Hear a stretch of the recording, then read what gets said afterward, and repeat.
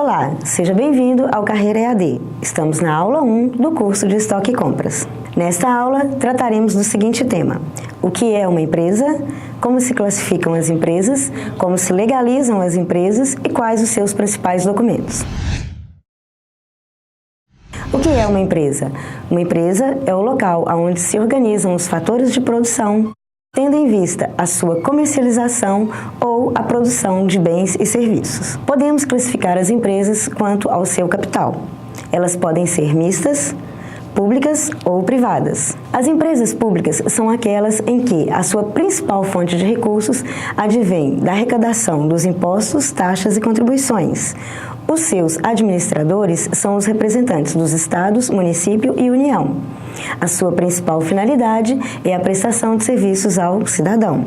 Como exemplo, as prefeituras, a Receita Federal. As empresas privadas são aquelas que os seus administradores decidem o destino do seu lucro, como, por exemplo, os supermercados, um deles, o Carrefour.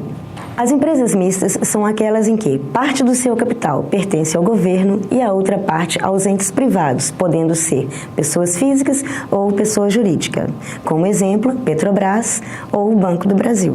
Classificamos as empresas quanto ao seu porte, porém, este assunto trataremos na aula 2. Não deixe de acessar, vejo você lá.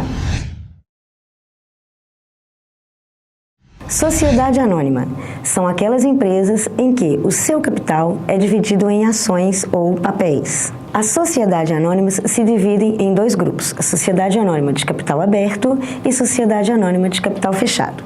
A sociedade anônima de capital aberto são aquelas em que os seus papéis ou as suas ações são negociadas na Bolsa de Valores para o ingresso de novos sócios, como exemplo dos bancos, um deles, o Bradesco. Na sociedade anônima de capital fechado, isso não pode acontecer. Para o ingresso de novos sócios, é necessária a autorização do sócio anterior. A sociedade limitada são aquelas empresas em que a responsabilidade do seu sócio se limita ao seu capital. Para você entender melhor, um exemplo. Na sociedade constituída como sociedade limitada, que possui um capital social no valor de R$10.000, não pode adquirir empréstimos em valor superior a este valor. As sociedades simples são empresas que funcionam como uma parceria. Há a reunião de alguns profissionais, como, por exemplo, os advogados, as pessoas que trabalham com produção literária, os pesquisadores e, principalmente, os artistas. Como exemplo, temos as bandas. As empresas que são registradas como empresa individual são aquelas que, apesar de ser bem distinta a personalidade jurídica da pessoa física e da pessoa jurídica, a responsabilidade da pessoa física se estende à responsabilidade da pessoa jurídica, sendo que os seus bens podem ser usados para quitar as dívidas da pessoa jurídica. O microempreendedor individual, ou o MEI. Esse tipo de legalização de empresas foi criada para tirar da informalidade os pequenos comerciantes, pequenos produtores, como, por exemplo, os pipoqueiros, produtores de doce, vendedores de algodão doce, pequenos artesãos ou pessoas que trabalham com pequenas comercializações de produtos. As empresas que se constituem como MEI só podem ter um empregado, e este um empregado só pode receber até um salário mínimo. Também não podem atingir um faturamento superior a R$5.000 mensais. Classificamos as empresas quanto à sua atividade econômica. Ela se distingue por comércio, indústria e serviços. Veremos a seguir cada uma delas. O comércio é a atividade econômica em que não há a modificação da estrutura do produto. Por exemplo, você se dirige a uma loja e adquire uma geladeira. Ainda que esta seja embalada com um laço ou uma caixa, ela continua sendo uma geladeira.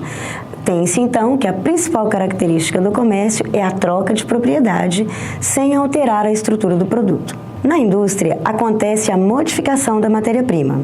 Uma lâmina de aço é transformada ao final, depois de processada, em um veículo. Os serviços constituem-se na atividade econômica de difícil materialização. A principal característica é a satisfação das necessidades do seu cliente. Como exemplo, você se dirige a um salão de beleza para cortar o cabelo. É difícil de materializar esse serviço. Entretanto, ele foi feito. Houve a satisfação da necessidade do cliente. Damos a isso o nome de serviços ou produtos intangíveis, de difícil materialização. Como chamamos ou como denominamos as empresas? Utilizamos para isso a razão social ou o nome fantasia. Razão social é o nome completo de uma empresa. Podemos compará-lo ao nosso nome completo. Exemplo, Via Varejo S.A. O nome fantasia, ele é opcional. As empresas podem usá-lo para se fixar na mente do seu cliente.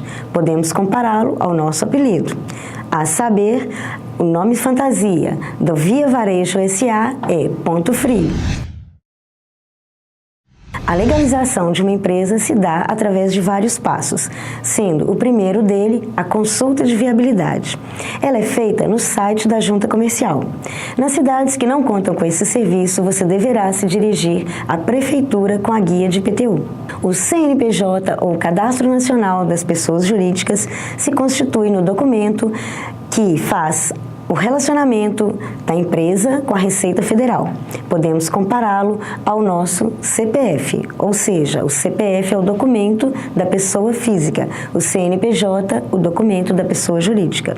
As empresas que pretendem comercializar produtos deverão obter um número de inscrição ou de autorização na Receita Estadual. Damos a este o nome de inscrição estadual. Mesmo as empresas que não possuem empregados deverão fazer o seu cadastro na Previdência Social, para garantir ao empresário os benefícios da Previdência Social. Os alvarás constituem-se em importantes documentos da pessoa jurídica.